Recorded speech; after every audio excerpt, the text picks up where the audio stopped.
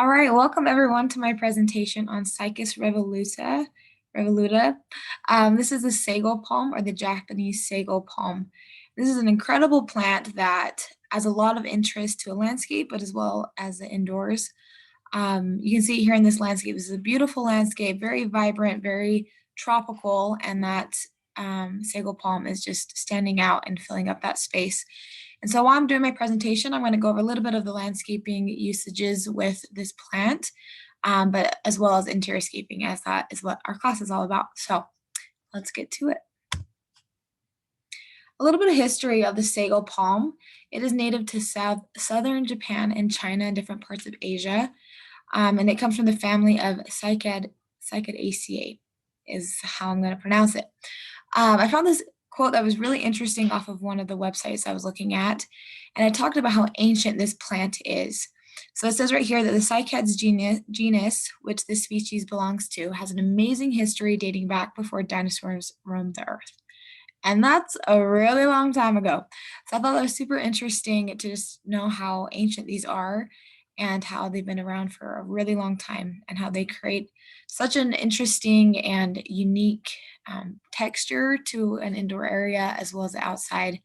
And another fun fact that I found was that it's been awarded Award of Garden Merit. It's been awarded that through the Royal Horticulture Society. So it's just a really interesting and fun plant that has a lot of great value and has been around for a long time and has got some awards because it's so great. So it's pretty cool. Some of the needs for this plant involve its hardiness zones and its heat zones. So for hardiness zones, it's about 9 to 12. So definitely higher up there. Heat zones are 6 to 11.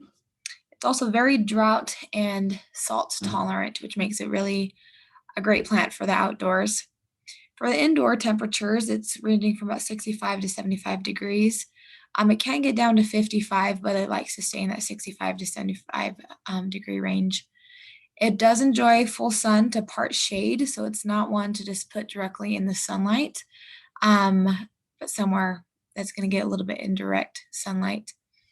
Definitely moist to well-drained soil to make sure that it doesn't have any water sitting there and rotting the roots. It's a very slow-growing plant, and so I found a few different things that talked about how much it grew.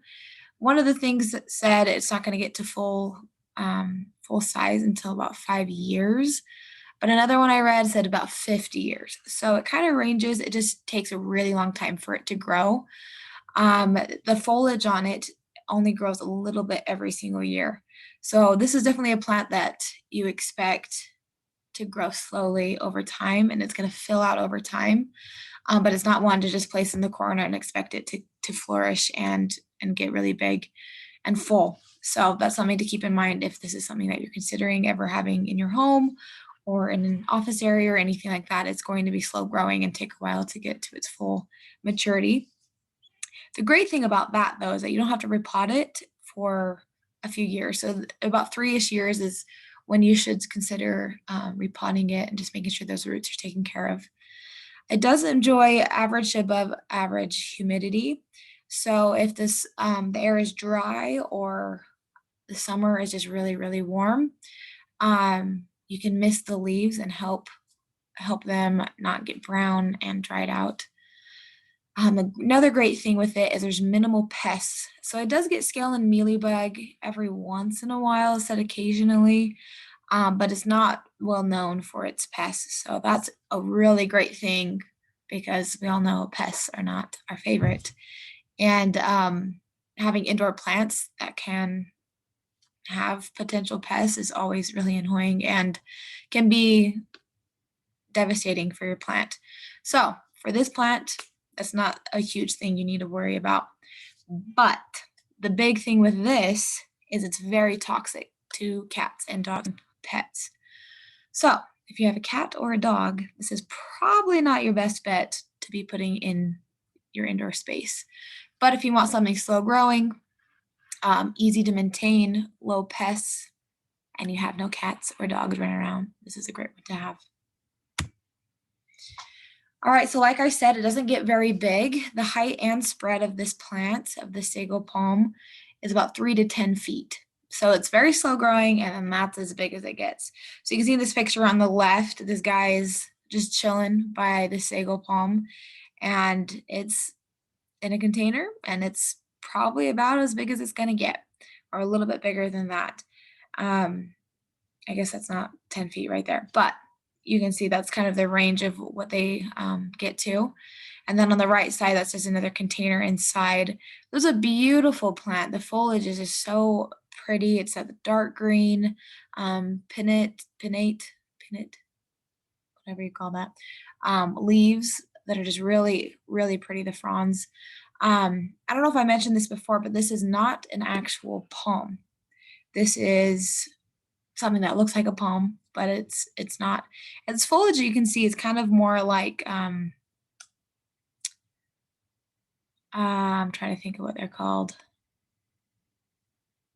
Well, yeah, I can't remember what they're called.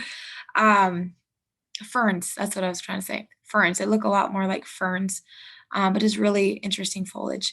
So its best usages are for containers, like these two pictures here. It's really great for borders in a landscape or in different beds. Mediterranean and rock gardens are probably the most classic places for these to be found. But for the interior scaping, definitely containers, just filling up a corner there, adding interest to a room. I love this idea here on the right picture of this beautiful white pot, and you have this beautiful green sago palm growing out of it. So that's really neat.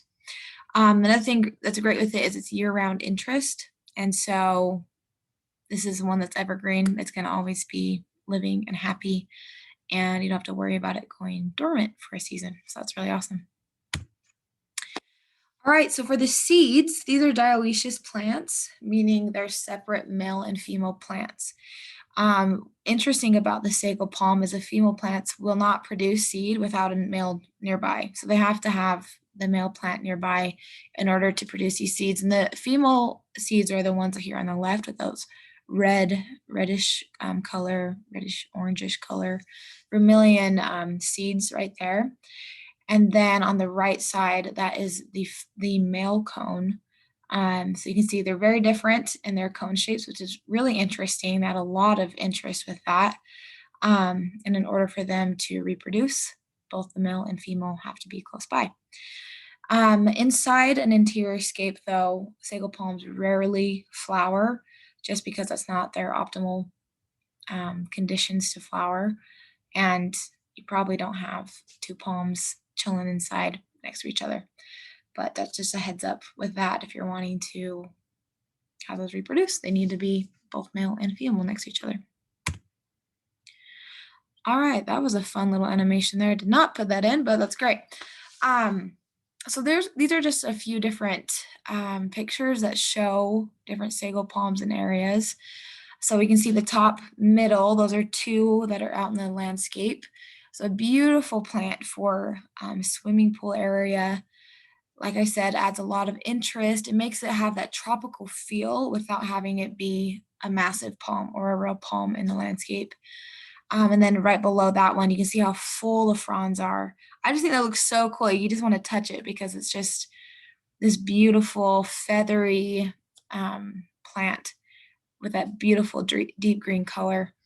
On the other pictures, these are all in containers. You can't really see the ones on the bottom picture, but they're in containers as well. And just showing the size of them. So not very big. Definitely one that you can have on your desk for a little while because it's not going to grow crazy fast. So that's kind of a fun thing to kind of grow with it because it starts small and it just slowly gets bigger over time and then doesn't get that big at all. So just a beautiful, beautiful plant that has a lot of interest, has great texture to it, great color, awesome shape. It just really emphasizes the elements and principles of design like we've been talking about in class, and is a great plant for the interior scaping industry and for your everyday room. So very fun plant. Those are the websites I checked out if you're wanting to look at a little bit more information on these plants. And thank you for watching my presentation. Have a great day.